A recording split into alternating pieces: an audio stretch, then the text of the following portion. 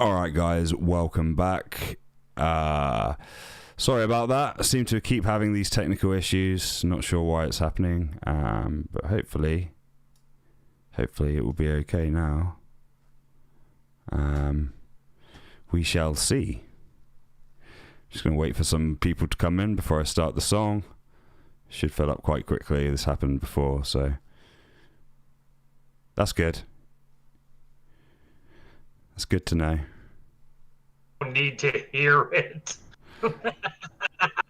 The lag's better there, apparently, so let's go. Okay.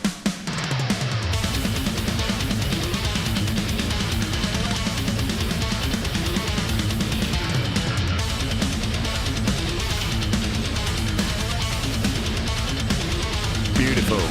All right. Two very handsome guitar players.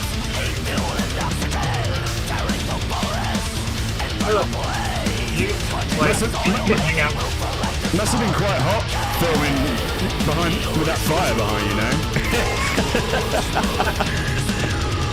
Sorry, I'm such a dick.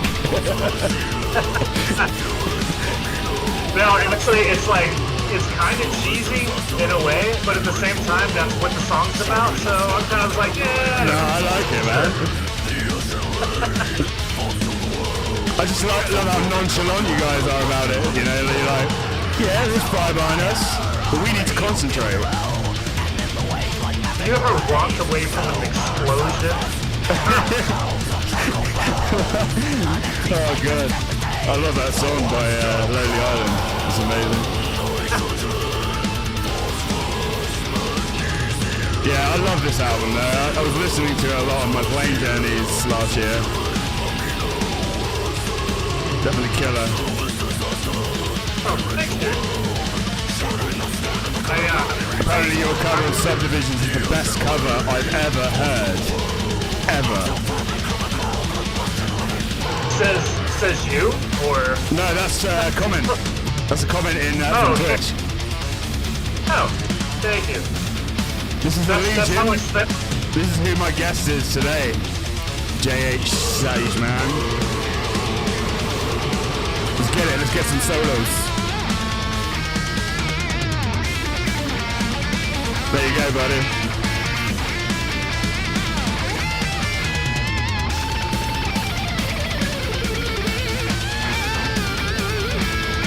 What a talent. He frightens me. Me too, man. I mean, everyone frightens me, but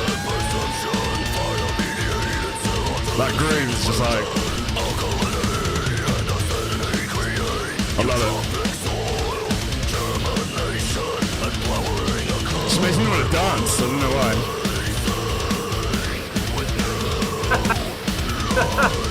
That's funny for a lot of In a reasons. good way.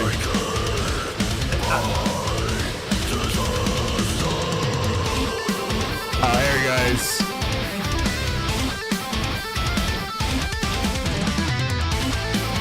I really love that lick, how you guys intertwine. I can't stand this lick. It's like an I exercise. mean, yeah. Oh, it's... So it's something you do for weeks and then to torture yourself. Right, you're like, oh, this sounds cool. And it's like, you learn an Andy James song. And then suddenly you're like, oh, that gives me an idea. And then you're just like, oh, fuck, because I'm not Andy James. I like that key change is sick there.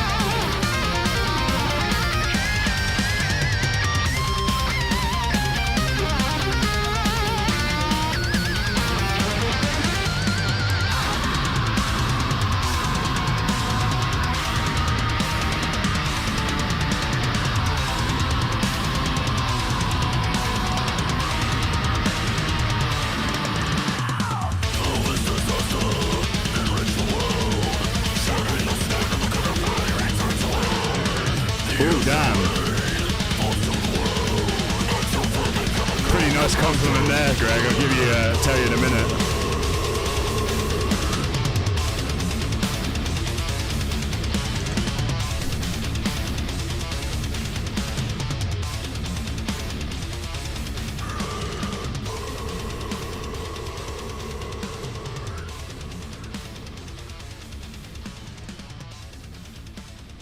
Very nice.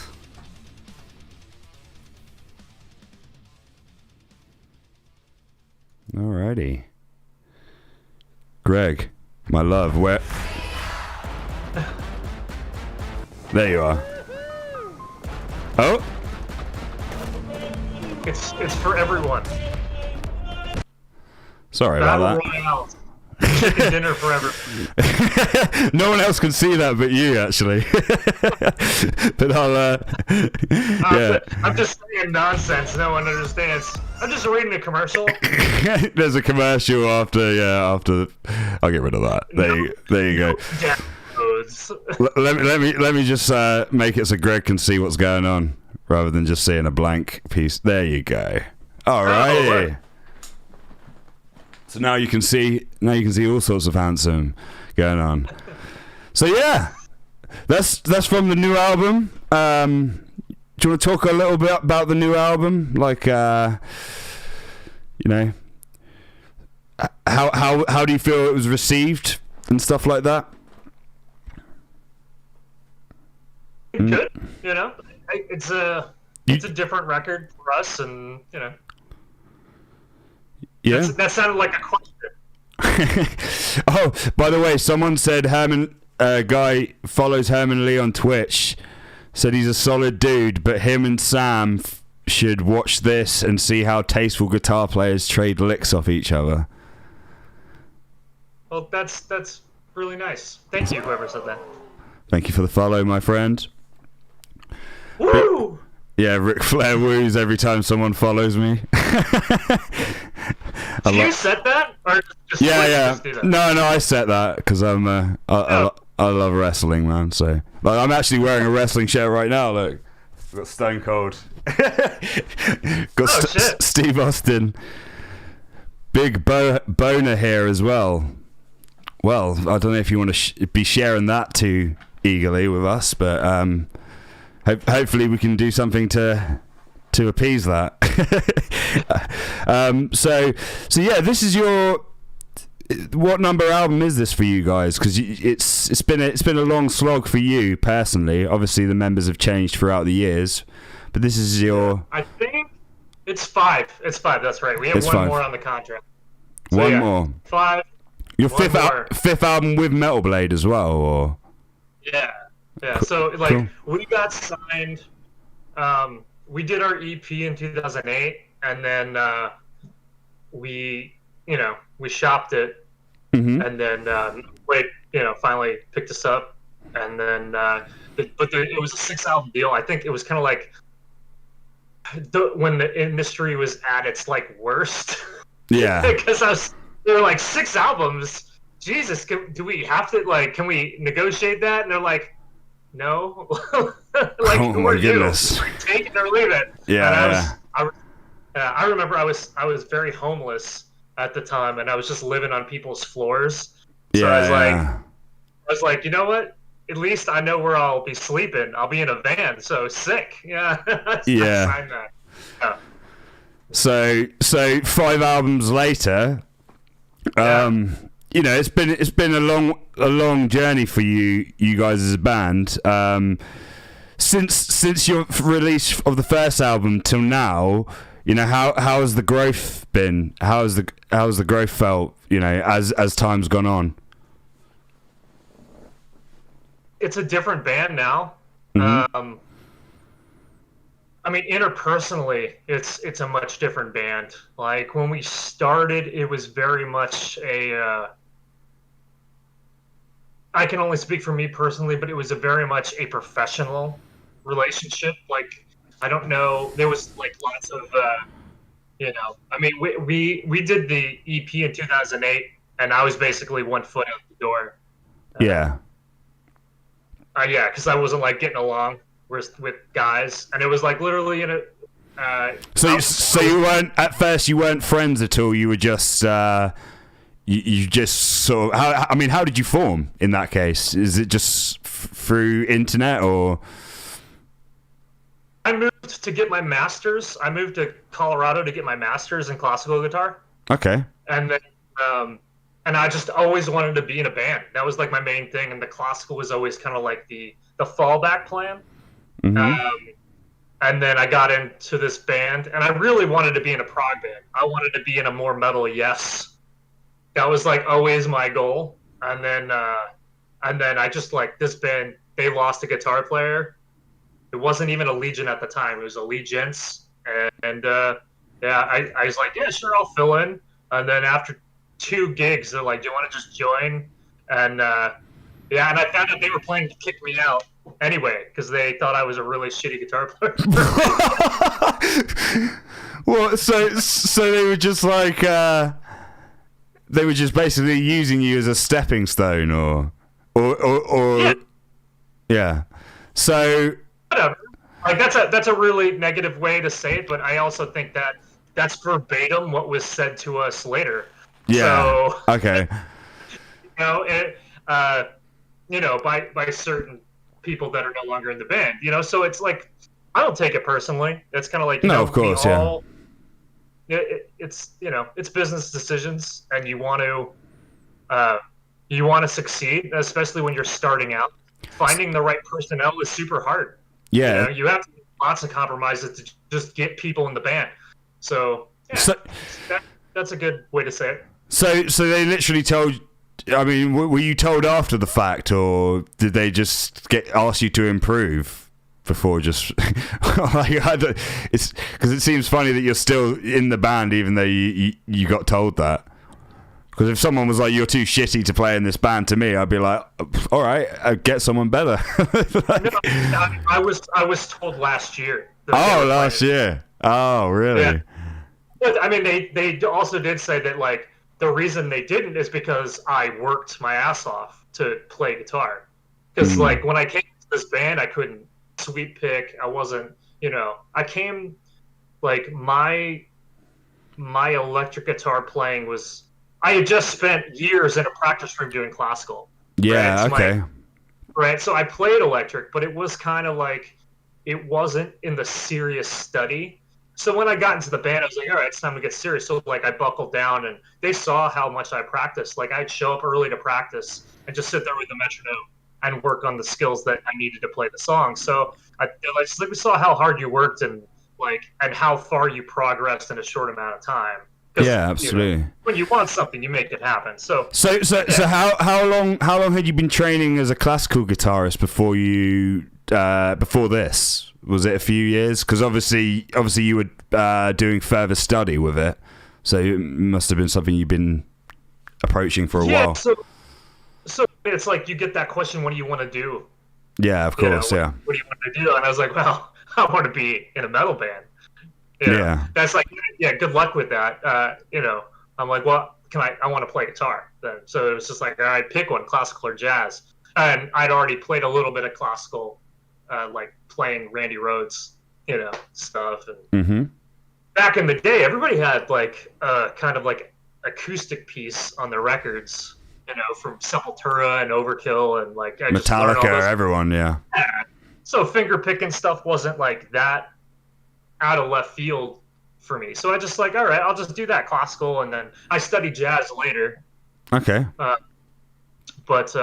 So when you started practicing the electric like hard and really focusing on it, do you feel like the classical training that you did before helped? Were you able to apply the sort of learning from that into the electric to accelerate it? Yeah, I mean, there was the whole learning how to practice. That's a really hard thing, right? And I think it's a very uncommon thing. Like, so you can be amazed what you can get done in 15 minutes. Yeah, and I know when I was doing my post-grad work, between classes, like I only had like 5 minutes, and it was like, okay, get your sheet music out, and I'm going to learn this measure in 5 minutes. Right? Yeah. And throughout the day, well, it's like, oh, I just learned this page today in 5 minute increments. So it was like literally, it's just like find a problem, I should say, and focus on it with no zone in on it, and you get it done. So, yeah. I mean, that's quite a deep level of I can't think of the word for it. But you have to be quite strict with yourself to do that sort of learning, I think, and have a lot of focus. So yeah.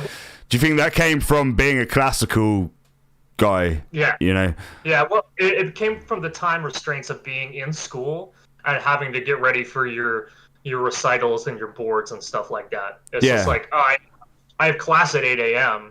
So it's like I would get up at 5 and I would go to school and I would practice until my first class. Yeah, discipline was the word that I was looking for. Like, having to, like you say, having to get up at 5 a.m. to get practice in. That's like, that's really hardcore sort of work.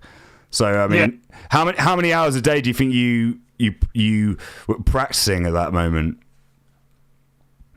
Spread out. It wasn't solid. You know what I mean? But I would probably get in like the mandatory. They wanted you to do 4 hours a day, and I was probably getting around 6 or 8 on a good day back then. But that was all classical. There was very little electric guitar playing at that point. Okay. So I mean, that's a lie. I was playing, but it wasn't. It was kind of like my education on electric guitar was very much kind of like old school thrash, and I don't want to even say that it was like my teacher on that. I think my shadow of study on the electric was just very narrow. Yeah. And not like, oh, this is what modern metal guitar playing was. Until I got to Allegiant, I really had no clue. Like sweep picking just seemed kind of unimportant. Yeah, right? Of course. It just didn't seem like a thing. And like, so to all these techniques that are needed for modern metal, dude, I'm just like, I was learning all this stuff in my 30s. Yeah. You know what I mean? So super late to the game, and I'm 40, so still learning. Late. Yeah, everything's late. But it goes to prove that it's never too late to start. Like saying that you're starting to learn metal techniques and stuff in your 30s, and you're in a pretty successful band in regards to melodic death metal and modern melodic death metal. So that goes to show, guys, that you're never too old to start, and don't use it as an excuse. Make some music, guys. Yeah, and I had fully given up on my dreams of ever being in a band, dude. Yeah. So like, I didn't think it was ever going to happen, and then like I just loved the idea of being in a band and playing. So that's what carried me through, and that's all like I ever wanted to do. So when I got the opportunity, it was like you ran with it. Yeah, like ran, and that included using people for my own benefit. And that sounds really horrible, but dude, like if you're playing with a drummer that's a huge drug addict, you know what I mean? And like it's the only way that you're gonna get to play, dude. Fully will own the fact I totally used him to do what I wanted to do. Yeah, because it was course. my career, and it's just like fuck that guy. It's about me, not about him. Like I'll put up with his shit to do what I wanted to do, right? Yeah, of course. I mean, it's hard. It's definitely hard with bands, having individuals, because everyone's all different, and like you say, you're very driven by your passion to do this stuff. So by any means necessary, really. Obviously, just so people know, it's not like he used him in a super negative way. It was mainly just to play this music with him. It's not like he was like, you weren't like making him run stuff for you and like, no, I'm not being like, I'll give you drugs to play with me or something like that. That's not what Greg's getting at, if anyone thought that way inclined. But so you're saving me from myself here. Well, I could just let it go, but yeah, like someone already wrote, what, you mean you gave him drugs?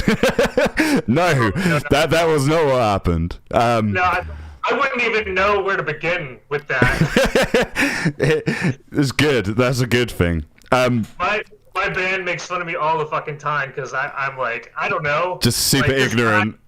He's doing Q or something, and it's like, do you mean K? I'm like, oh yeah. I don't fucking know. that honestly is good to be ignorant, I think, in those respects. Yeah. So for the classical and stuff like that, going into metal, this leads me to my next question. What possessed you to use 8-string guitars with Allegiant? So Allegiant was always a 7-string band, and then it just became like the idea when we were doing our second record was, hey, let's try 8 strings, and it was mainly just to push the boundaries of like keys, or so to speak, right? Because it's like, oh, if I'm just going to play an E, why do we even need the 7, right? Yeah. And in the end, it's all bullshit. And I elaborate on that. Well, it's because it's you. There's this very childish. Mikey agrees that. That 8 strings are dumb. He just said it in the chat. 8 like me and Mike will go off about this forever, like how we hate playing 8s, and it's really, I think there was part of it. Like my whole reasoning was, dude, there's like more notes that you could do. It gives me more key options, but that's a very short-sighted. Like I meant it in the best way, but I mean ultimately there was that. Oh well, like if you're just playing on the standard 6. It can't be that heavy because you don't have the lower notes, right? Yeah. When you do this more, that's bullshit, because look at Silosis. And they play 6 in standard, so it's not the tuning, it's the notes you play. Yeah. And I think there's a little bit of just immaturity in kind of our thought process back then. But it really was like, oh man, I'd love to play in some of these other keys that the extra notes will help me do. So it's just pure regret. There's no like positives to using the 8-string at all, or is like, because what do you tune your low string to? Drop E. Drop E. So you can play all 8. But so like we made that decision on our second record. I borrowed an 8-string to start writing, and I hated it. Absolutely hated it. I thought, like, this sounds like shit. So all my songs on Form Shifter were actually on my 7. Yeah, okay. And there's only 3 songs on the record that are 8 strings, and they were all our ex-guitar players, who has admitted that was the worst idea ever. This is hilarious. This is like really, this is groundbreaking stuff here. We're like trying to talk about the choice of instrument, and you're like, yeah, it's just a choice of pure regret, It's just garbage. It's not that you can't be creative with it. We've since been very creative with it, but like if you look at the Allegiant catalog, there's very few songs that we actually play that string like as a major note. Like there may be, like we use it, like we're mainly a 7-string band that sometimes plays the 8. Yeah. And so, from after we did Form Shifter, it like forced us. So we wrote, like we started writing for the 8-string, but it wasn't like out of like, oh, this would be good. It was just like, why don't we try it? We already have these songs that we play. So is it something you've come around to using though? Because I mean, there's quite a lot of use in the new album of it, if I'm not mistaken. Well, not like crazy amounts, but you can hear when it comes in. Yeah, I mean, every once in a while we're good. I mean, it's kind of like anything, dude. It's like swearing. If you use it too much, it's not very special. Yeah. No, I get that. Never swear, and then you're like, hey, fuck you. Like, yeah. Everyone's like, oh, fuck. There's some gravitas. Yeah, more impact. Yeah, no, I get it. So it's kind of what the song calls for. So what does the future hold for Allegiant then? Obviously, you're gonna continue to tour on this new album, or the newest album, or it's all up in the air at the moment for you, I guess. Are you writing new music anyway at the moment, or are you giving it some time? I'm actually writing a lot. It's been crazy how much I've written in the down, but it's not like I'm having full songs. I think we've been talking about kind of writing as a group. Yeah. And doing some writing retreats. So like I have lots of songs that are, blueprints. Completed. Yeah. Well, I mean, I actually do have songs that are completed, but I also have like some that I'm just like, here's like some really good ideas, and I just have like a file. Yeah. Of song ideas. So your songwriting process is quite open with the guys then? You kind of write your own songs as well as share ideas at similar tempos and stuff like that? Or like do you guys compose the songs fully by yourselves and then bring it to the band normally, or how does it work?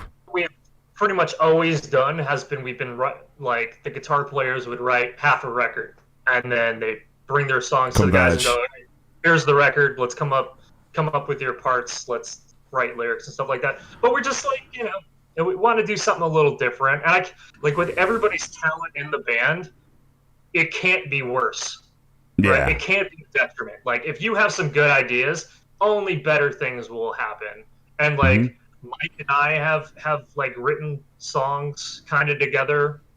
And I mean, like, well, you guys don't all live close to each other, do you? There's like Riley's away from you guys, if I'm not mistaken, and your bassist. So only Michael and I live in Colorado, and I probably won't be living in Colorado much longer. So there is like, it would have to, when we have a writing retreat, people fly in, and we just spend a week and like really sort through our what we like, what we don't like. And, at first, when we first brought it up, I was very reluctant about the idea because that's not how I work. I don't like writing in groups because I kind of find that it's very, like, there's a lot of time wasted. Yep. Like, yeah. I like doing it by myself and then presenting it because then I'm not such a young buck anymore, so I appreciate. How do you when you present your songs? Are you open-minded to change and stuff if the guys have ideas where maybe it could be better, or how do you feel about? Are you quite like committed to the idea? You don't want it changed, or how do you feel? Are you open in those situations? Nowadays, yeah. Like when I was younger, I would get pissed if you try to change my song. Who the fuck are you? Like, this is mine. Like, but now, like, ever since Elements, I'm getting more and more. I think I'm just mellowing out. Yeah. And now I welcome the input. That's good. And it's anything that's gonna make the songs better. Yeah, I mean that's really where it comes down to. Is like, dude, if you have an idea that's like, holy shit, that's awesome, then we're gonna do it. That's how I've always worked in Bloodshot, well, especially with Morgan, because we've done 2 albums now, and I don't know, for me the spirit of collaboration really creates something almost more unique, like I don't mind, we do write our own songs and present them and stuff, but we try and be open with it. Like sometimes admittedly I'm pretty like, no, I don't want to change this because because I've got the vocals in mind and singing and playing it and stuff, I don't want to be like suddenly make it more difficult for myself or whatever. But yeah, most of the time we try and collaborate just because I don't know, it's just something a bit more unique. I think part of that comes with just growing, and getting more mature too. I think we find inspiration in each other as well. I don't know if that's a thing for you. Like Mikey gives you inspiration and vice versa. Yeah, I mean, I can't imagine playing like Michael. I can't. It's same with me and Morgan. I mean, Morgan's an absolute god, so it's like. But I mean, it's not. Can't. I mean, that's surprising to hear from you because you are a very good guitar player for leads and stuff. Well, I don't think I suck. You know what I mean? No, of course. I mean, I'd hope not with the amount of practice and stuff you've put in your life. Like, but as you know, you're always going to be hardest on yourself. So there's like every little thing. I mean, there's a reason that I don't post a lot of guitar videos. Do you know what I mean? Because it's something like I will agonize over it, and if I don't, like, I'll just post it, and then it'll haunt me. So you'll be like sleeping, just thinking of, did I make Fred noise? Yeah. Exactly. Just like every little mistake, and it just like soul sucking. And social media is the worst for that. Well, with that being said, like having a very, very talented guitar player by your side, does that help? Does that help you get motivated and help you, push your limits as a guitar player, or how do you react to it? Well, I mean, I have to keep up with the young guy. You know? Yeah. It's like, I So I don't even know. You kind of see it as friendly competition in a way. Then in that case, no, I am the least competitive dude ever, but I don't want. You don't let the rest of the guys down on. Or yeah. That's a huge thing for me. Like I don't want my contributions to make anyone else look bad.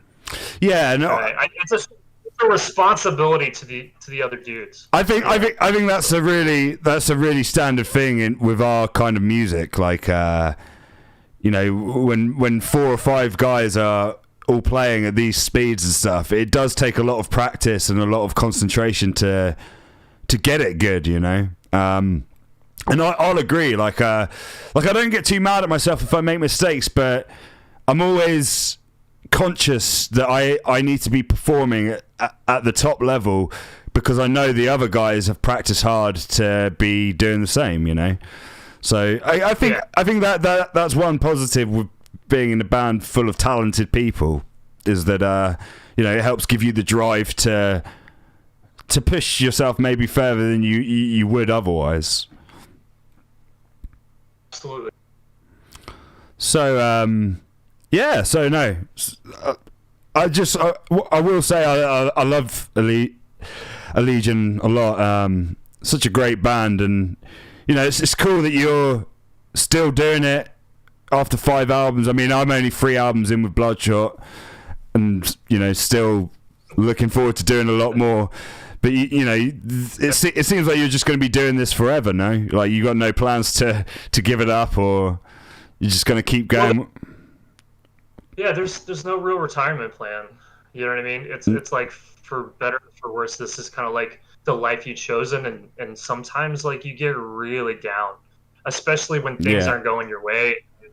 Like, it's, if I don't seem very like stoked about apoptosis, which has been mentioned, it's because there's a lot of negative shit that happened when we made that record, and I don't necessarily think it's not like, I don't dislike the record by any means, so I'll be very clear about that. I think it's a great record, but I don't necessarily think maybe it's the record that we want to make, or that we would have made if things were a little bit calmer.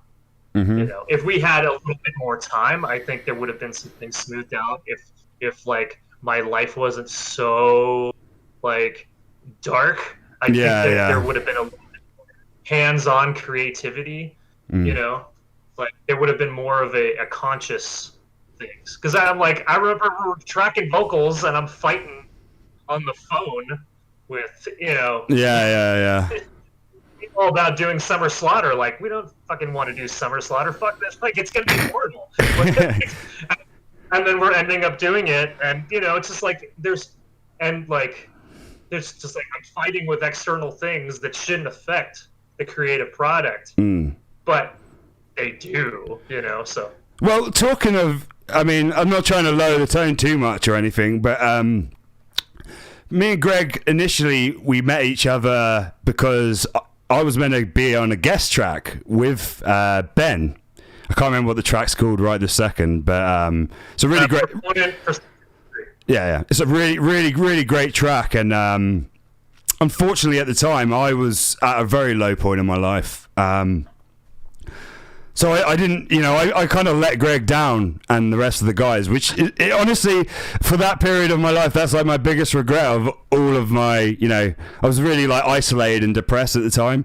But the positive out of the story is that even though I did that to Greg and, kind of fucked them over a bit, even though Ben did a great job in filling in for my part as well, Greg still gave me a chance and, reached out to me before we'd ever met in real life. And that's something that's always, that's always really stuck with me, that you're a very genuine, caring person. So I do love this guy. And yeah, I mean, like I say, that was my biggest regret from that whole time. I couldn't bring myself to, Ben had just left the band literally, and having to work with him again on a song and stuff. I don't know. I was just in a bad place really, and I wasn't even able to play guitar, to be quite honest with you. I thought at that moment, full disclosure, I was like thinking of just quitting music in general, because it was just, that was the lowest point for me.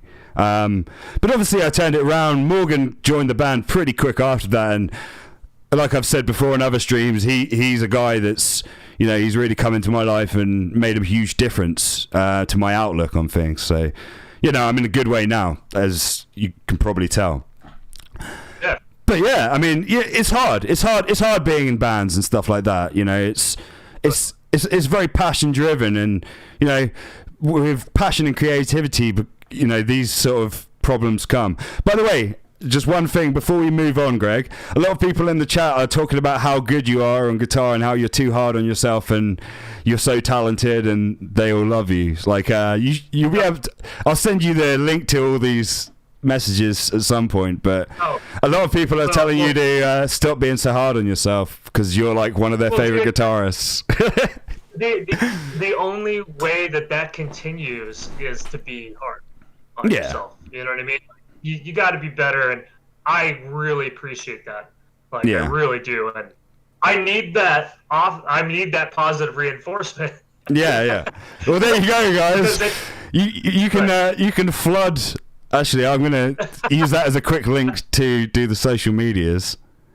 You can go flood all of Greg's band's social medias with positive stuff about his guitar playing. Because he, as he said himself, he needs that reinforcement. So yeah, I hope everyone's having a good Friday. Oh, the Rush cover! More people loving your Rush cover. There you go. Oh, thank you. It was super weird because we were on tour, and it was over Thanksgiving in the States, so there was a week off, and we were basically in a hotel room between shows for like a week. Oh right, yeah.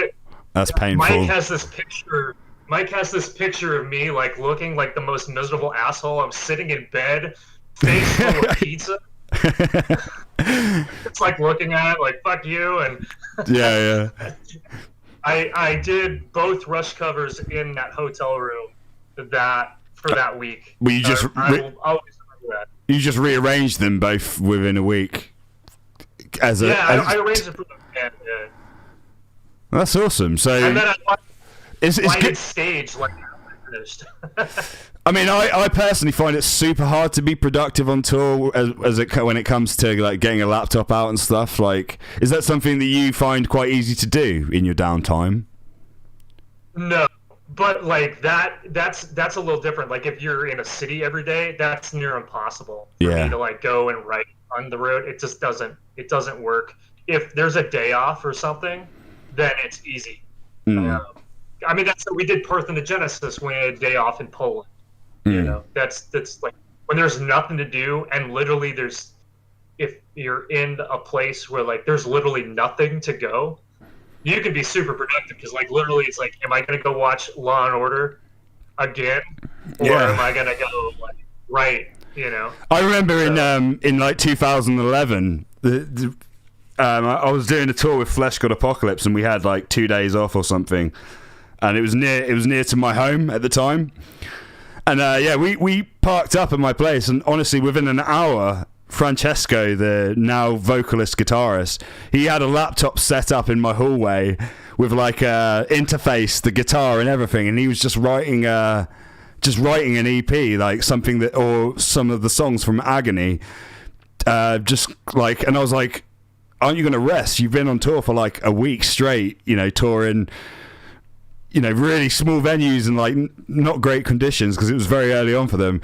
And he was just like he was just so determined. He was like, "Oh, I've got no time. I have to do this now," kind of thing. It was like crazy, and just seeing that kind of determination is like, I mean, I still can't do it now. I can't be creative. I can't get in that mindset when I'm just tired from traveling. It's too hard for me. Right. But yeah, I mean, if there's a day off, I mean, you're right. Like, if there's no days off, the last thing I want to do is, like, get my shit out in a green room and try to come up with stuff. But that's just not going to happen. Writing a tour, it's just not going to happen. If there's, like, time off in a tour, then, yeah, something will happen. Aaron Savas says hi, Greg. Oh, hey, Aaron. How you doing, Aaron? Right, well, I'm going to move on to Nuclear Power Trio now. That's funny that Aaron just says hi, and then we're moving on to Nuclear Power Trio. That's funny. So let me just see if I can. I'm really paranoid about the whole thing lagging up, but you know, it is what it is. If it happens, it happens, and it becomes a podcast because we have lovely voices anyway, so it'll be fine. But hopefully people will be able to see this. Alrighty. Not monetized, thank you. Alright, let's check this out, guys. This is one of Greg's other projects, Nuclear Power Trio, and I love this.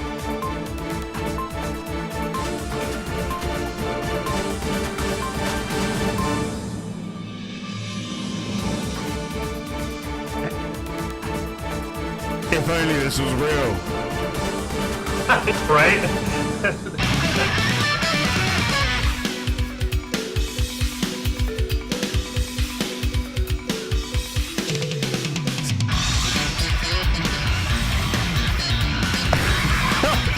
I'm trying to think of something to ask you about it, but I can't stop laughing already.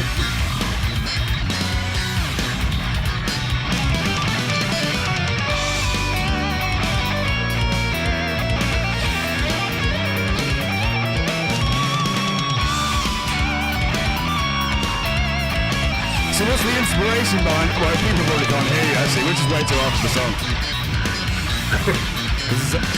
If people haven't heard this before, it's absolute madness.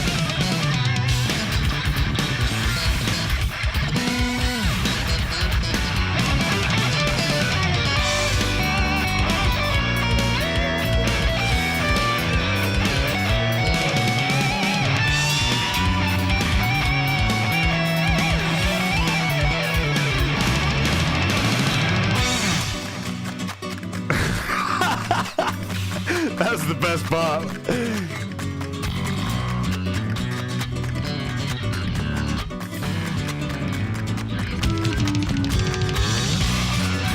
Must be so comfortable playing guitar in those masks. No, it's horrible. I was being heavily sarcastic.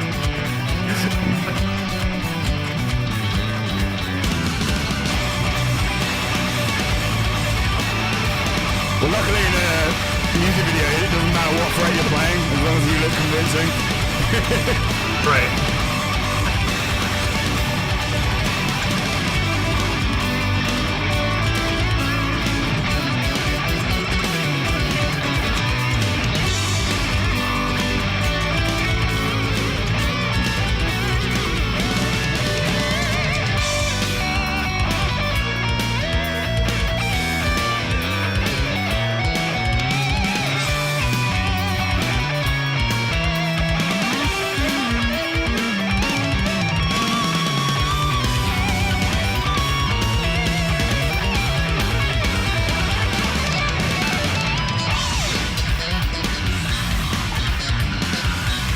The video's lagging, I apologise guys, you can still hear it fine though.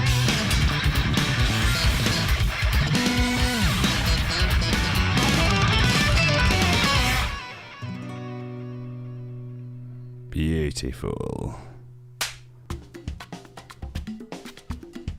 You do not have to wait for all this extra crap. No problem. So what inspired this crazy project then? Like, where did it come from? Yeah, so Nick Shinzelis, the bass player, he did the last video he did prior to this one. He did with Dave Davidson from Revo, and it was called Newborns or something like that, and it was like literally it did amazing things. Like, I think it was on Comedy Central, and it went completely viral.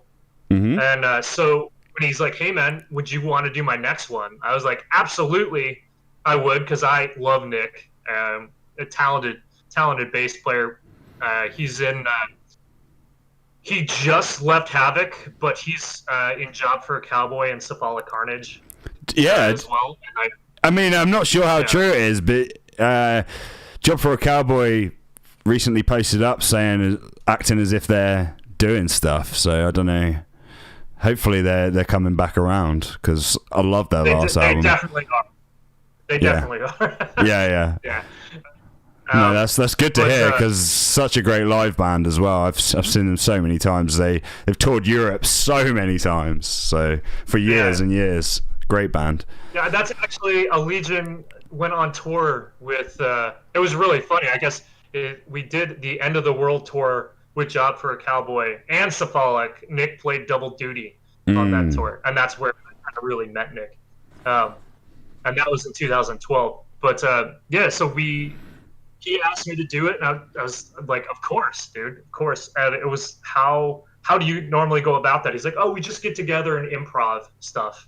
And I was like, "Yeah, I kind of don't really work that way. I'm gonna write something, if that's cool." So I just sat down, trying to think of like. I listened to obviously what he did with Dave Davidson and kind of got like the kind of funk vibe or whatever. And I love Miami Sound Machine, that Gloria Estefan Miami Sound Machine, and trying to bring some of that into it as well, like this Latin element. So like mixing like kind of funk, and I did lots of I listened to lots of Zappa as well, trying to get some off the wall. It has Santana vibes as well for me. Who's a huge influence to me, like just because my dad loved him so much. And even before I was a guitar player, he'd always show me him and be like, "If you ever play guitar, this is how you want to play." Like, so all right. Just I love that. So that's really what. Yeah. Oh, sorry. Go. No. I was gonna try and divulge further. So what inspired you guys to dress as the people you did, and what was like behind the theme? What was was it just an off the cuff idea, or? Well, Pete Weber from Havoc plays the drums, and so it came from the music. Like, I end up just writing a song, and I brought it to him. I'm like, "Yeah, we can change whatever." He's like, "I love all of this." So that was the song, and then literally it was like, "All right, we're doing a music video," and he just really likes his friend Landon owns Hyperflesh, the mask. So he's like, "I really want to do this." So it was kind of like he had this idea about doing these guys, and it literally like was wear a suit and show up type thing. Yeah. And it was like grab a mask, and it was like Donald Trump's hair is so hard to style on the mask. He's like, "You better let me take that one because it's so delicate." Right? Yeah. And it was kind of just like, "All right, I'll take Kim or whatever." And then, so it's just like pick him out of a box kind of thing. It was like, yeah, exactly. But like after we did I love that, the spontaneousness of that. That's really funny. That's like so cool. Yeah. So how did it develop? So the Putin mask was gone. So it was like what was laying around, and it was like Mike Tyson. Sure, whatever. Tyson and Mike Tyson Trump appears in random spots all over the place. So who else? Yeah. Well, he's actually friends with Donald Trump. They're actually friends. Yeah. Life, so I don't doubt that for a second. Yeah. Yes. So it was kind of like, all right, there we go, and then we just filled it with like The Exorcist baby and or Morgan from The Exorcist and whatever, just like And then it was just supposed to be fun and just a one-off, and then the reception was so good that it was just like we got offers to go open for some bigger bands in Europe. It was like, what? I was like, we have one song, so I was like, should I write some more? So that's how that really started. But then it was when it became serious, it was like, well, we need to take this more seriously. So I'm the largest, obviously. So then I became Donald Trump, and then Pete's the shortest, so he became Kim Jong-un, and then obviously we finally got Putin. So Putin. And so I really loved the reveal of Putin. That was so funny. And him walking through the streets playing the song as well was really good as well. That was hilarious. So so you're I guess what's coming in the future then? Because things have progressed. You've had that song and you've been showing off Putin and stuff. Yeah, so I mean, we just signed our record deal. So right now, I mean, the album's done. We signed the record deal. Congratulations!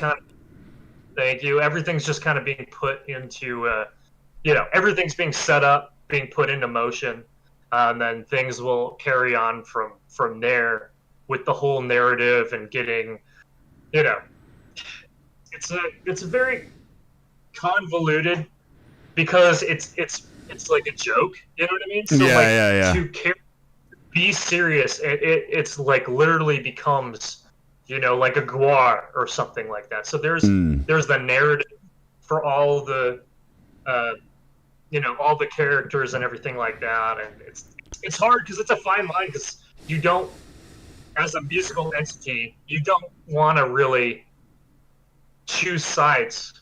Everything. So everything has to be like, I did my thank yous for the record and I made too many like jokes that could be taken as a certain side. So they had to rewrite thank yous, So yeah, because the band isn't politically driven at all, is it? Really, it's more of a tongue in cheek on the way the world is, I guess. With Yeah, I mean, it's ultimately we want it to be like a unifying thing. Which is the weirdest thing since you're doing it with such divisive characters. So it's more caricatures of the three guys than anything. So, but like in a parallel universe, they could all be like the best of friends and get in a band together. Yeah, no, I mean, it's I really love the concept, and from a live standpoint, there's a lot that can be done with this sort of show, And people enjoy it.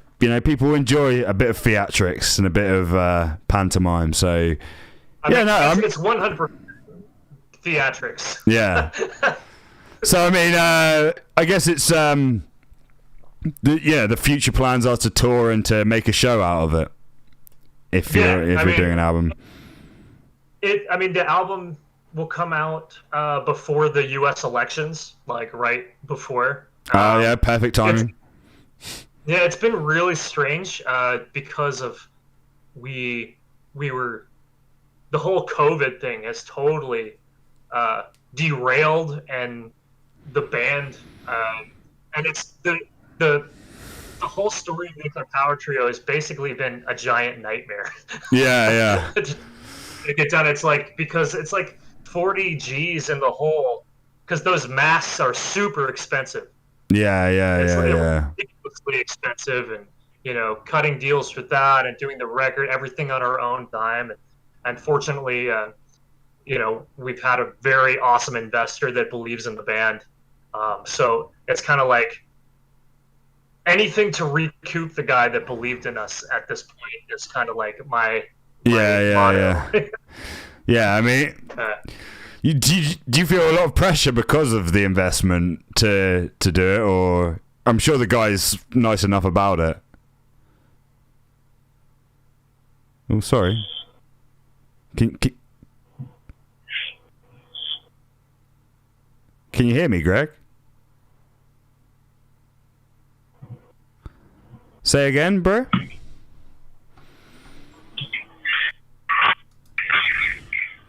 Oh, damn. Sound's gone crazy all of a sudden. I'm not sure what happened there. Let me just check. Yeah, I'm not sure what's... Oh, right. No, it's fine now. Okay. For a minute there, you just sounded like an alien. That's bizarre.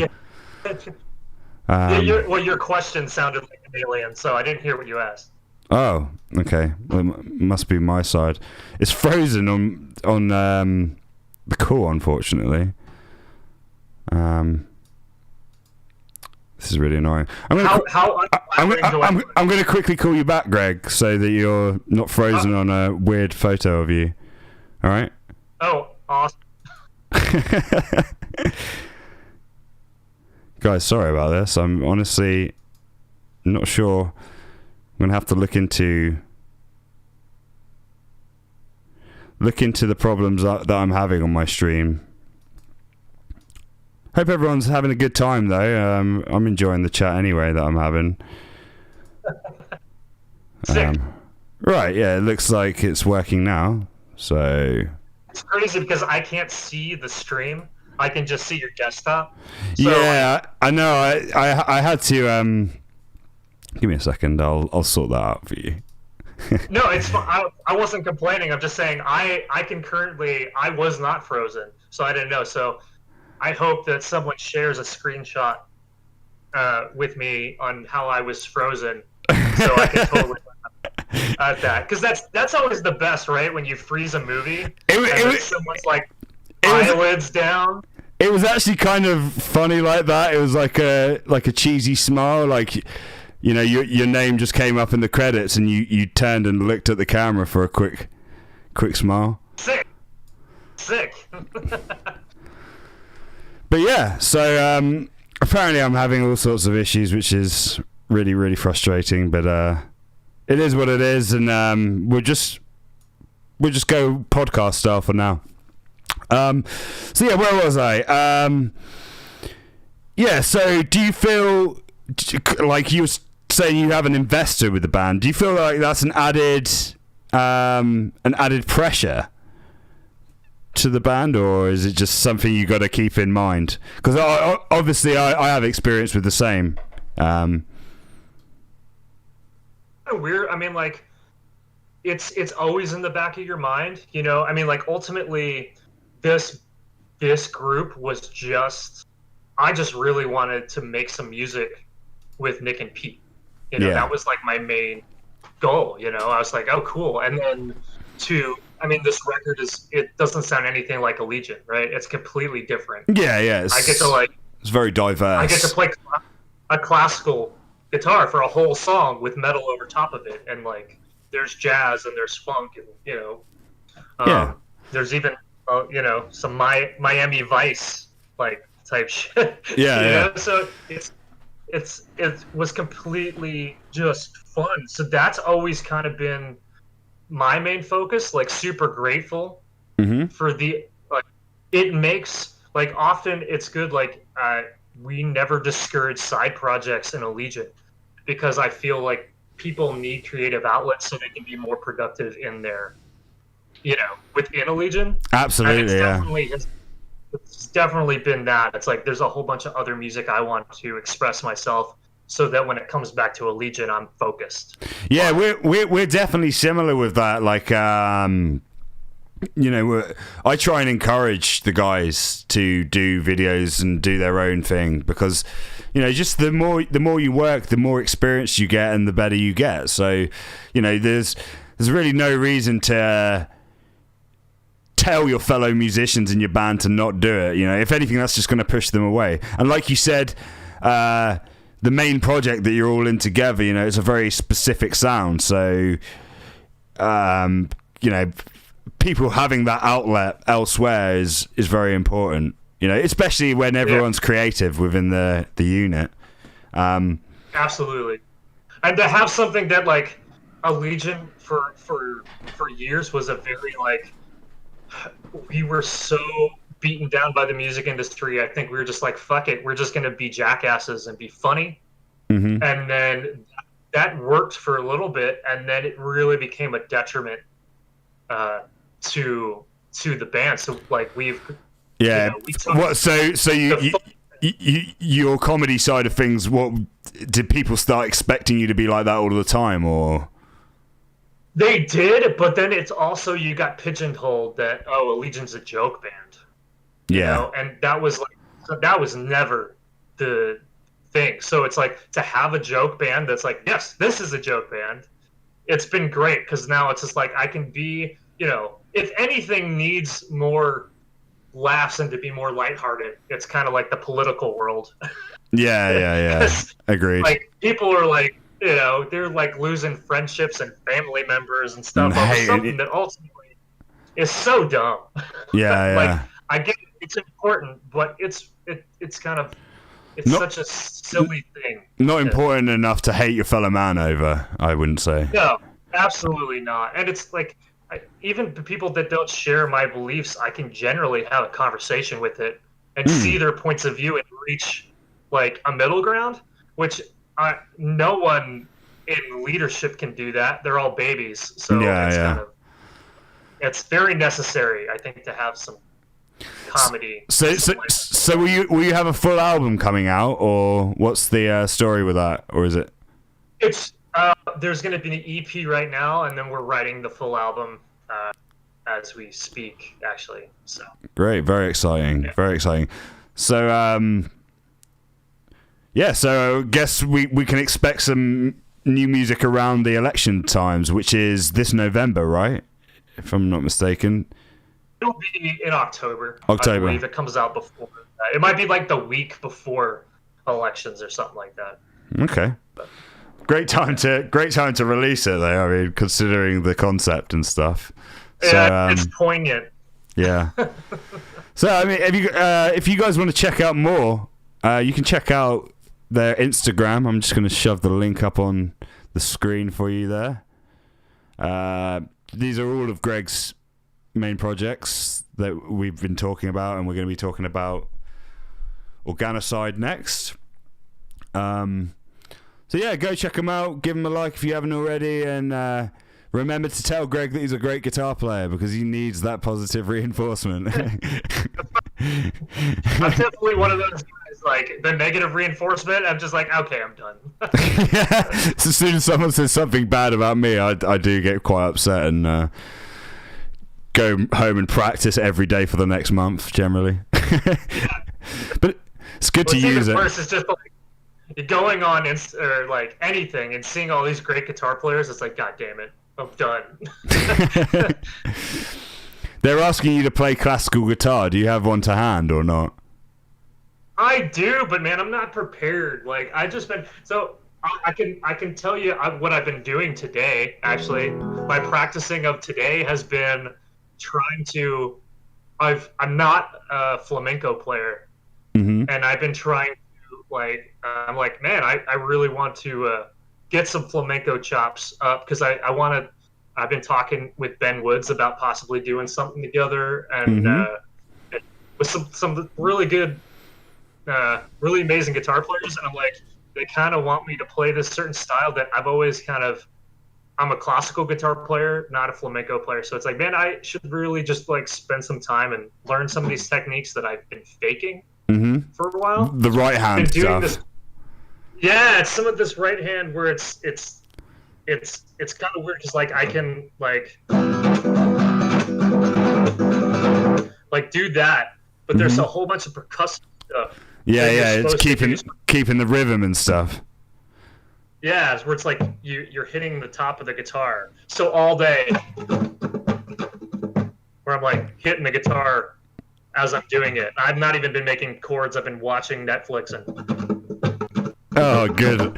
Yeah, so just trying to get like your motor memory going down with the hits. Because that's all it is. It's not anything that's like so out of left field, but it's like completely different than anything I've done before. So like trying to do it properly has been, So someone just requested in chat that you play a banjo on a new track in one of your projects.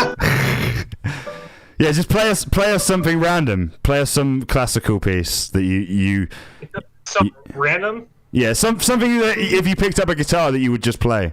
People might not be able to see it, but they can still hear it. So, I mean, I can point the thing, but like literally, I am not prepared to do this because like sorry for putting you on the spot. It's not me though. It's the people in the chat. Like this is like the fourth request for someone to see you playing this. I'm not a monkey. Dance monkey.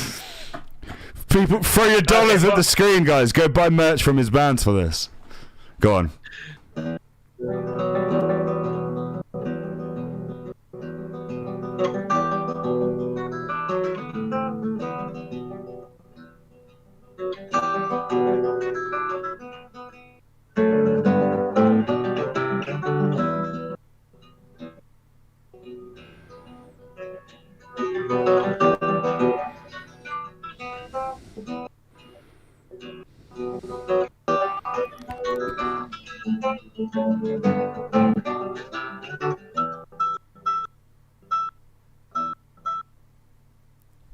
Discord can hardly handle the sound. But does it? Oh yeah, does it sound like shit?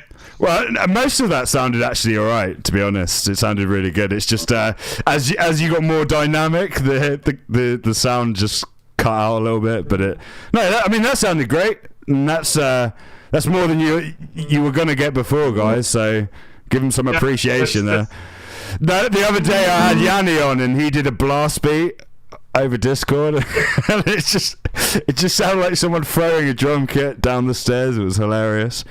But no, yeah, that's when you said Yanni, I was like, oh, I love Yanni. Like live at the Acropolis, dude. Give me the big Greek porn mustache. Let's do it. Giacomo's actually been flying with one of those for a while now. I don't know if he shaved it. But people, when he was on the show, actually, people were like, he looks like an 70s porn star. And he was just sitting there, like, proud. Dude, he should be, man. And he's Italian to boot, so it's like it has more, like... It's more authentic. Gravitas. Yeah. Exactly. All right. So let's move on to Organosyde, because this is actually a project I know the least about. I've got a song that I'm going to play. If you guys can't see what's going on the screen, then I apologize, but you will be able to hear it just fine. I think I might know what's wrong with my streams, and it's something that I've done. So, but thanks for all tuning in, guys. We've got lots of viewers today, so I really appreciate the support. And yeah, let's go check out this song. This is Organosydic Holocaust. I made that sound like a Christmas thing then. One second. Still getting to grips with this whole streaming broadcasting thing. It's a difficult existence. All right, here we go.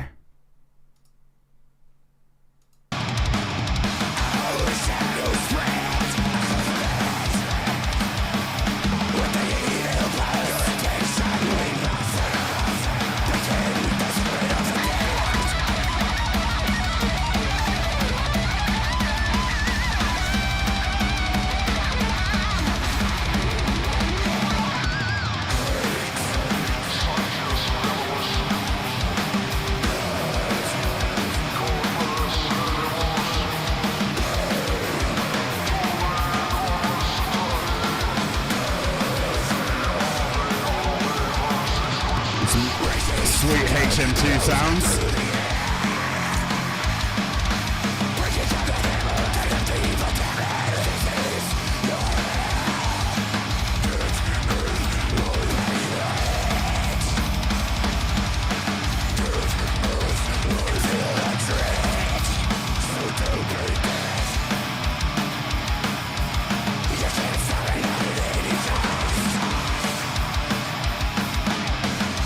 Dolby Digital. I just noticed that.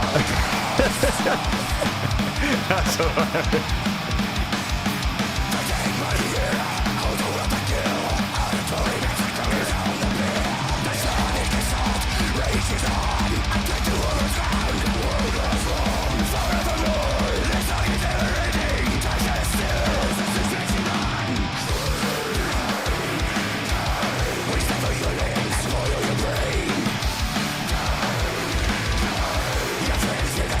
Alright, this is quite unique actually. In what way? It's like I can hear quite different styles on the guitar. It's like from death metal to almost like radio rock sounding stuff, you know? Yeah. Yeah. But it works. It's like very sounds very organic, even though it's very different. Love a bit of wah. There's so much fun.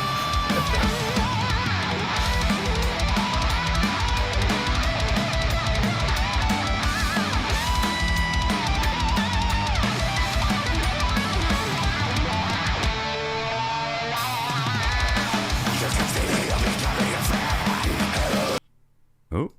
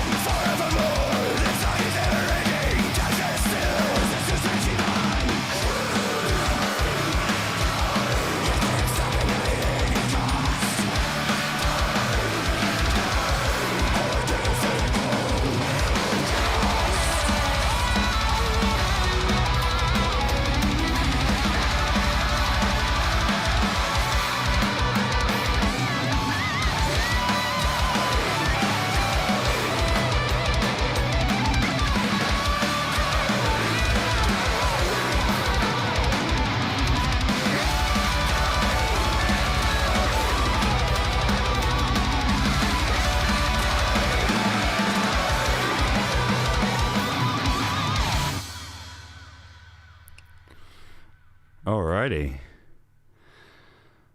So that was Organosyde Holocaust by Organosyde. Let me switch back to you, Greg. So, need a freelancer? Go to Fiverr.com every and find time. one in Go to Fiverr.com if you need a freelancer. There you go. Someone definitely got the Rousdower reference. Yeah. Yeah. So, yeah, let's talk about that project. How did that come about? What's the inspiration behind that? And it's actually really funny. So the guy that tracked that last Nuclear Power Trio record, this was his band. He just like played me some of his music, and I was like, I love this. I absolutely love it because it's a mix of like Bloodbath and like Old Entombed, and like the melodic death metal of the Carcass type thing with some of that, like, you know, the big harmonies and yeah, with the Bloodbath sound that like I'm a huge Bloodbath fan. So he just asked, you know, I love Bloodbath as well. Absolutely. Actually, he didn't even like ask me. I basically asked him, "Can I be in your band?" Nice. And so yeah. So you did an EP with him, I guess, that came out in February, right? Yeah, and yeah. I am so proud. We worked really hard on that record, and the drums were done by Eric Brown, who's a Necrogoblicon, and great band as well. We all live in Colorado, so we would just meet up, and it was interesting for me. Playing with an HM2 was something that I was not familiar with. It was almost learning how to play the guitar again. And that was like a huge reason why I did it, because like your guitar does not react the same way as it does. No, definitely not. So are you using the HM2 as preamps there, or were you using them before the amp? Do you remember? It was before the amp. The whole nice. The tone search for Organosyde was ridiculous. He would just buy all these amps and try running the HM2 through it. Like he had like all these HM2 clones, and like he bought a authentic like OG HM2 for like the Japanese ones. He got one of the Bloodbath signature ones. Like all this, I think one was called like the Throne Torturer. And, There's definitely a lot of stuff out there for the HM2 fans. I don't even remember. I think we might have used a Behringer, like that purple Behringer. Oh, really? The Behringer one in the end. Yeah, like that one almost sounded. The $30 sort of pedal that Behringer. Yeah. I love how Behringer put out pedals which are just like, they're just made out of plastic and they're so cheap, but they put them out for like nothing. You know, you can get a digital today for like £20 that will last for a while. It's like, it's crazy. I've always appreciated Behringer's stuff. Me too. They get a bad rap, but their shit works. Yeah, I mean, pretty well. Like you said, you had a massive tone search and then you ended up falling on that. It's like, you wouldn't expect it. On that. I'm not sure if that was the, but I know we used one, and that was like definitely in the final running too. So, So I guess did Shane build cabs? Yes, the cabs were absolutely built that we used on it. Like they were own Organosyde cabs. Sweet. Yeah, and all the solos were improv, so that was completely new for me. Oh, right, just like press and play, record, and then be like, yeah, I'll take it. Yeah, that's how they were written. It was all improv, and we went through, like, I like that section, I like that, so then you would go and learn it, and then track it for real. So sweet, that was... is that something that you want to try and utilize more in the future, or... How did it feel for you? Because obviously, a lot of the time within like the Bloodshot Allegiant realm, the solos are very like thought about and taken. You know, we take a lot of time on them generally. Or Per Nilsson and have that genius, gene that can just like. I mean, do it on command. Per's disgusting. Like when Per was producing Reanimation with us, in between to have a break from producing, he'd just put on the tracks and just improvise over our tracks. And I was like brought to tears at some points because he's just so good. It's like he's like ripping saxophone lines out just from nowhere. I mean, that's one thing that's one thing that me and you can definitely connect on, is that we both love Scar Symmetry and Per Nilsson, for sure. Yeah, 100%. Like I think I first discovered you guys because on one of your early videos you were wearing it was the third album T-shirt, wasn't it? The Holographic Universe T-shirt, I believe.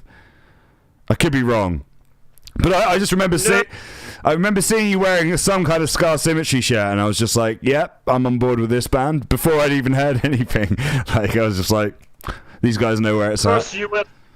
It was the first U.S. tour with Lars and Robert, and whatever. Yeah, but yes, I definitely did in Biomech. That's right. And I was so proud, dude. I sent it to Perry. He's like, "Cool." The Swedish response, Yeah, I know he was super polite, but like in hindsight, I'm like, hey, he didn't give a shit. You know what I mean? He probably did more than you know. Like, I sit there and compliment him like crazy, and he's just there, just like, please, please stop, please go away. And I'm just like, you're so amazing, Per. But yeah, I mean, I'm sure it's like anybody, like. They're gonna tell you, "Oh, you're so amazing." Like, "Oh, cool." I think I'm horrible at this. He probably doesn't even think he's horrible. That's probably one of those other like superpowers that he has. He's probably like, "Yeah, I'm okay." Yeah, no, I think he's pretty content with his skill. Like, I mean, he talks about what, you know, we've talked about some of the people who've complimented him, like a big one's like Frederick, when he joined Meshuggah to fill in. And apparently the thing that he said to Per was, well, you know, you're the lead guitarist that I wish I could be, so, you know, don't sweat it. And Per's there just like, I've loved Meshuggah forever, like, and I'm getting these kind of compliments, you know. I mean, he takes it all. He works very hard and always has, Per, to be at the position he is. But he's very humble with his. Very humble, and it's like he'll be the first person to point out as well when he's intimidated by someone about how good their skill is. Like he will point that out. But yeah, what were you saying, sorry? That was actually how I found out about Andy James. Yeah, Andy James. Like, yeah. Yeah, and he's like, oh, look, Andy James is right behind me. I was like, oh, who's Andy James? Why would he intimidate you? I was like, oh, holy shit. Fuck that guy. Yeah, Andy's a sick guitar player as well. Yeah. It's like, oh, God. Like, all my intimidation just turns to hatred. I'm like, you guys suck.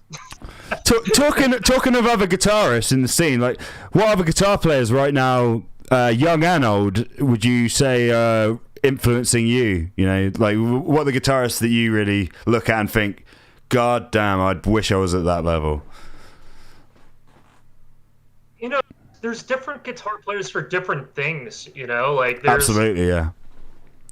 You know, I talked to Brandon Ellis. Like, I sat down with him to pick his brain about Brandon always comes up when talking about new best guitarists. Like, his vibrato stuff is next level, and, you know, everyone's on board with that guy. So I'm really pleased that he's getting the. Go on. Super eye-opening lesson. Because we had toured together. Arsis and Allegiant had toured together, and so it was, there was a lot of things on that tour that I would pick his brain about, and then picking his brain now that he's in Black Dahlia, like a lot of his points of views on guitars have actually like changed and evolved since. So it was really cool to hear that, and then to find out some of his tricks and stuff. Like, there's a lot of things that you're like, I just don't get this. And, you know, he was previously, no, you get it. You just find workarounds. And he's like, oh, you just cheat through it, you know, and it's like, oh, holy shit. Well, he seems to just get better and better as time goes on as well. Because he's still incredibly young as well, isn't he? He's mid-20s, I guess, or like 24, 25. So, like, there's certain skills, like skill sets from certain guitar players. So I love his shredding skill, you know, and then, like, Ben, obviously, I've taken lots of lessons with Ben over the past, like, couple months, and that's been very much picking his brain on a musical sense. Like, sense of how does he think about, how does he approach certain, like, solo writing things, and finding out how he looks at not so much like phrasing ideas, but how he thinks about it in a theory way, and that has been really awesome too. Cool. So I mean, those are the guys that I think that should be. I think Brandon gets a lot of credit that he's due, but Ben, the Ellis brothers, you know, these crazy Ellises. Yeah, the namesakes. Yeah, I mean, hopefully Ben gets a chance to shine because he's got his solo record coming soon. I'm not sure. I haven't heard too much about when it's coming out or anything, but it's definitely on the way. And also, he's done some work on the Scar Symmetry album as well. So, you know, being a huge fan of Scar, and I mean, it's surreal for me because I actually like introduced Ben to Scar Symmetry, and to the fact that, you know, at that point, obviously, he wasn't the guitarist he is now. For him to have progressed to join the band that I love, and obviously I love his guitar playing, so it's super exciting times. Really, I really want to hear that album. Do you look back on things and go, things happened exactly the way they were supposed to, with like you getting I'm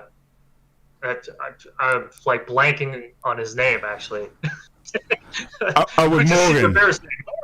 Yeah, Morgan. Sorry, it came to me a little late. Yeah, I'm fired. But like now you have Morgan, and then he's assimilated himself in Bloodshot, and you guys have carried on, and it almost seems like you guys have been super productive. Yeah. I mean, for me, it was like it's been really good because Ben's heart, he loved doing Bloodshot and stuff, but his heart was really in other musical ideas, I think, So in reality, it was the best idea for him to move on, because he wouldn't have been happy staying in, having to argue with us who wanted to keep this Bloodshot direction. It would have just been a battle for him to try and get the music he wanted out. So Morgan came in loving what we were doing and loving our direction, and wanting, obviously as soon as he came in, I wanted to write with him because he's very talented and can do, he can play at speeds that I can't even imagine playing. Yeah. So I feel like it has been a good progression for us, because Morgan's come in and we're on the same level, and yeah, we got a lot to give. The first album was a learning curve with Morgan, because it was his first album he'd ever written, Yeah. And it was the first album with the four of us. This new album that we've got I feel like is a massive step up, because we've just kind of established ourselves as a group, instead of trying to push all our own musical talents into it, So yeah, I think it's a good thing, and for the longevity of Bloodshot Dawn as a thing, it's definitely the right move for Ben to move on. And obviously, I was insanely proud of him to, there's no bad blood at all. And insanely proud of him to step up to join Scar Symmetry. Because it's not overly common knowledge, but before he actually joined Scar Symmetry, he, stood in for Per on a tour. I remember that. It was like, was it Russian tour? Yeah, a Russian tour. Yeah. And for him to step up to play in it, to play his favorite metal band shredding stuff, and it was all surreal to me. And just the fact that he worked his nuts off to do that, and he was the only guitar player as well. They didn't have another guitar player playing on that tour, so he did both parts. For him to go from that to then get the gig, it's just quite special, really. For me, for him it must be incredible, but for me it's still special to see, and I just can't wait to hear it. It needs to get out there. It needs to hurry up. But it's goddamn Meshuggah getting in the way. That small mathcore band or whatever they play. I don't know what they play.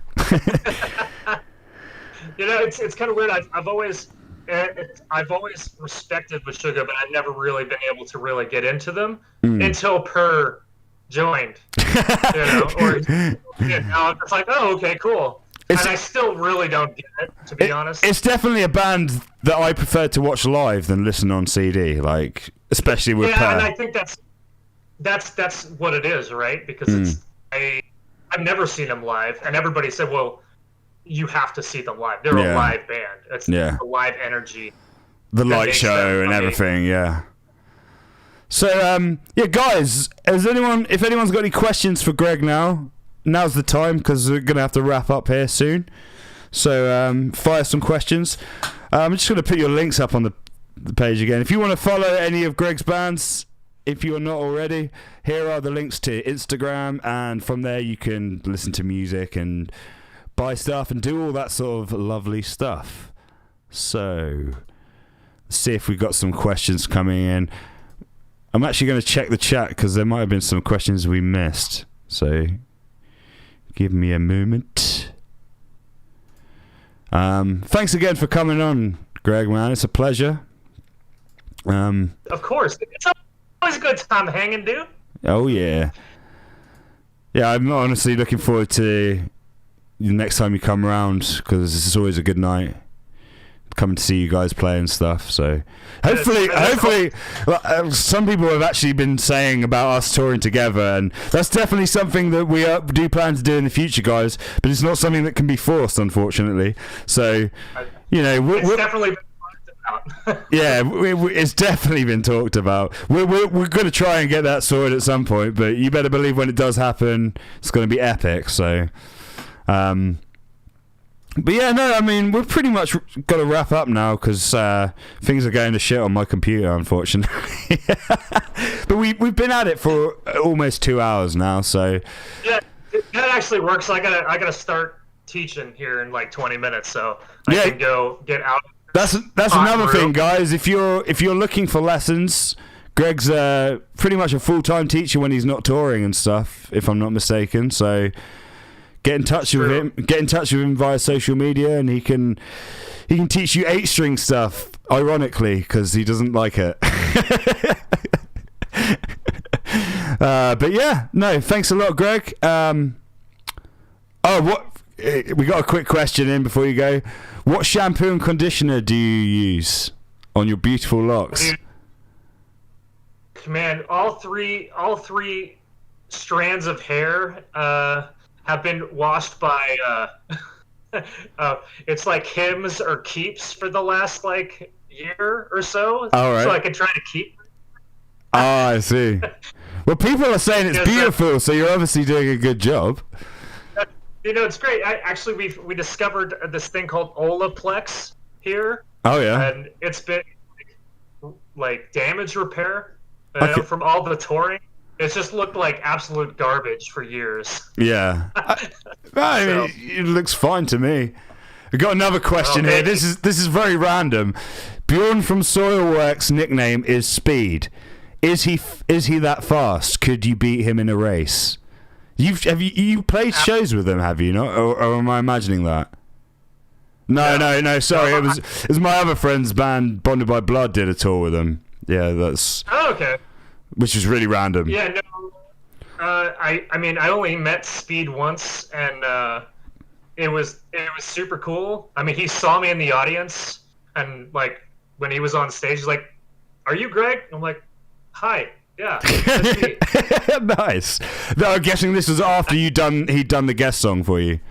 Yeah. And then it was, the conversation was very, small talk with a Swedish person is always really hard. So it wasn't, he was super polite, but it was very much, it's very challenging. They don't really believe in small talk. I don't think, so if you don't have, an agenda, it's, there wasn't much to talk about, so super nice guy. They don't really beat around the bush in. No.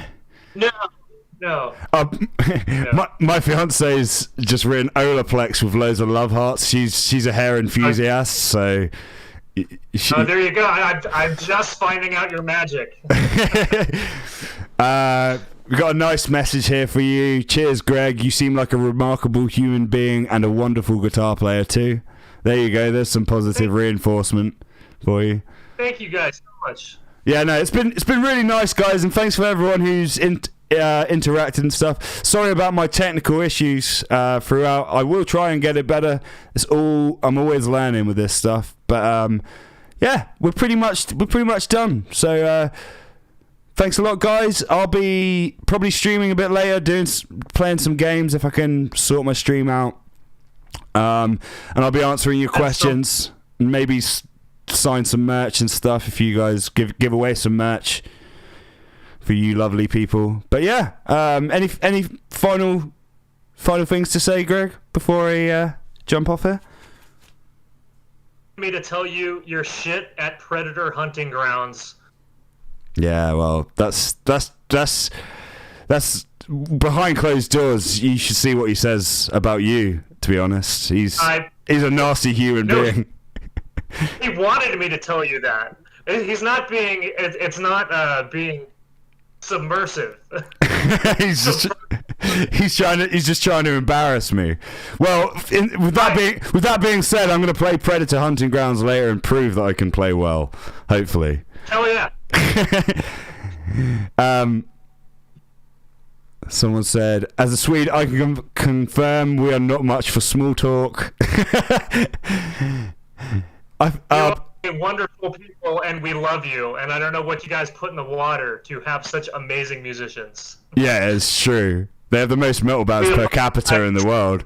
Someone said that you knew who they were when they met you in Rochester, New York, and he was starstruck in the way you were, and he was like, "Oh, Greg knows who I am." So, you know, the situation you had with Bjorn, he had with you, essentially. Lots of love hearts. Bye, Greg. Love you.